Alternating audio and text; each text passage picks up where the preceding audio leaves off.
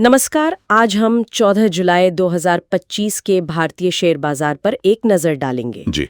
हमारे पास आज के बाजार के आंकड़े हैं और हम समझने की कोशिश करेंगे कि क्या हुआ, क्यों हुआ। और आज लगातार चौथा दिन था जब बाजार नीचे बंद हुआ। हाँ, ये लगातार गिरावट, ये अहम है। और अगर मुख्य सूचकांकों को देखें तो निफ्टी 50 वो करीब 68 अंक गिरा। अच्छा। हाँ, मतलब 0.27% और 25,082 पर बंद हुआ। और सेंसेक्स उसमें भी करीब 247 अंक यानी 0.30% की गिरावट आई। वो 82,253 पर बंद हुआ। पिछले हफ्ते भर में ही देखें तो निफ्टी करीब 1.5% नीचे है। 1.5% एक हफ्ते में? तो ये गिरावट थोड़ी चिंता तो बढ़ा रही होगी। आज सबसे ज्यादा दबाव कहाँ से आया, कौन सा सेक्टर था? देखिए, आज का दिन ना आईटी सेक्टर के लिए काफी मुश्किल भरा था। अच्छा, आईटी। हाँ, आईटी सेक्टर करीब 1.1% से 1.4% तक नीचे गया। इसकी जो बड़ी वजह रही वो थी टीसीएस के नतीजे उम्मीद से थोड़े कमजोर थे, और शायद उससे भी ज्यादा जो उन्होंने आगे के लिए गाइडेंस दिया वो काफी सतर्क था। वो बाजार को पसंद नहीं आया और इसका असर फिर बाकी शेयरों पर भी दिखा। TCS, Wipro, HCL tech Mahindra, Infosys, ये सब बड़े नाम 1 से 2% नीचे थे। अच्छा, तो आईटी का दबाव तो बिल्कुल साफ था, लेकिन ये भी इंटरेस्टिंग है कि ओवरऑल बाजार उतना नहीं गिरा जितना शायद आईटी की गिरावट देखकर लगता। सही कहा आपने। तो क्या कुछ ऐसे भी क्षेत्र थे जहां थोड़ी मजबूती देखने को मिली? हाँ बिल्कुल, और यही आज के बाजार की खासियत थी। एक तरफ आईटी कमजोर था, लेकिन दूसरी तरफ मिड कैप और स्मॉल कैप इंडेक्स ने काफी अच्छा किया। ओह अच्छा, कितना ऊपर थे वो? मिड कैप और स्मॉल कैप करीब 0.7% से लेकर 1.04% तक ऊपर बंद हुए। तो ये दिखाता है कि निवेशक शायद बड़ी कंपनियों से थोड़ा हटकर छोटी और मझोली कंपनियों में मौके देख रहे हैं। ये काफी दिलचस्प है। मतलब ब्रॉडर मार्केट में थोड़ी जान थी। ये मिड और स्मॉल कैप की तेजी क्या किसी खास सेक्टर की वजह से थी? ये मिला जुला रुझान था।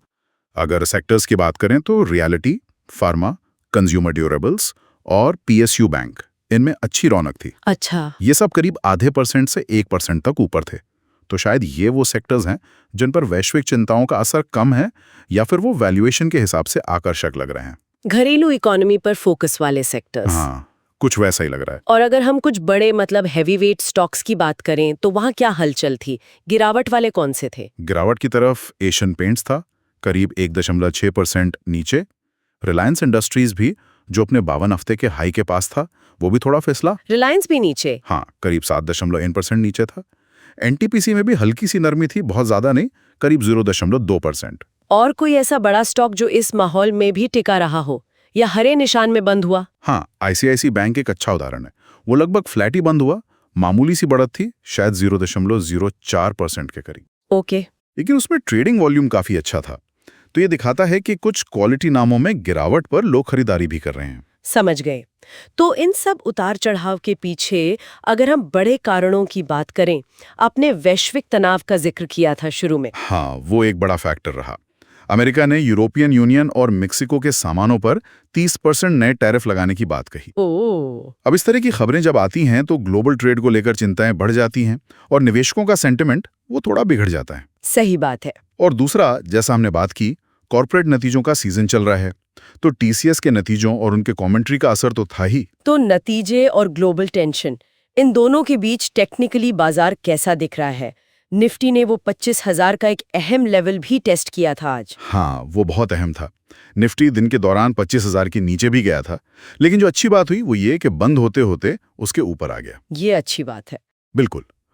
तो अब जो इमीडिएट सपोर्ट या सहारा जिसे कहते हैं, वो करीब 24,900 से 24,950 के बीच है।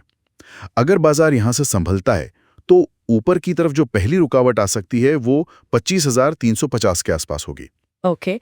तो मतलब नीचे 24,900 और ऊपर 25,350, ये रेंज ध्यान में रखनी होगी। ऐसे में फिर क्या रणनीति होनी चाहिए? बाजार के जानकार क्या कह रहे हैं? देखिए, ज्यादातर एक्सपर्ट्स का यही मानना है कि अभी शायद पूरे बाजार पर एक तरफा व्यू लेने से बचना चाहिए। फोकस स्टॉक स्पेसिफिक और सेक्टर स्पेसिफिक होना चाहिए। जैसा हमने देखा, mid cap, small cap, realty, pharma, PSU bank, इन क्षेत्रों में मौके दिख रहे हैं, भले ही ओवरऑल इंडेक्स थोड़ा दबाव में हो। सही है। तो मतलब चुनिंदा खरीदारी की सलाह है। हाँ बिल्कुल, गिरावट पर खरीदने वाली रणनीति, लेकिन सोच समझकर चुनिंदा क्षेत्रों में। ठीक है। तो अगर हम आज की पूरी बातचीत को समेटें तो मुख्य बात यह है कि बाजार में थोड़ी सावधानी है, खासकर आईटी शेयरों और ग्लोबल टेंशन की वजह से। सही। लेकिन अच्छी बात यह है कि मिड कैप, स्मॉल कैप और कुछ डोमेस्टिक सेक्टर मजबूती दिखा रहे हैं और निफ्टी के लिए 24,900, 25,000 का सपोर्ट लेवल बहुत जरूरी है। बिल्कुल सही। और आगे हमें कुछ और कंपनियों के नतीजों पर ध्यान देना होगा, जैसे इन्फोसिस के नतीजे आने वाले हैं। हाँ, वो अहम होंगे। बिल्कुल। और ये टैरिफ वाली बात आगे कैसे बढ़ती है, उस पर नजर रखनी होगी।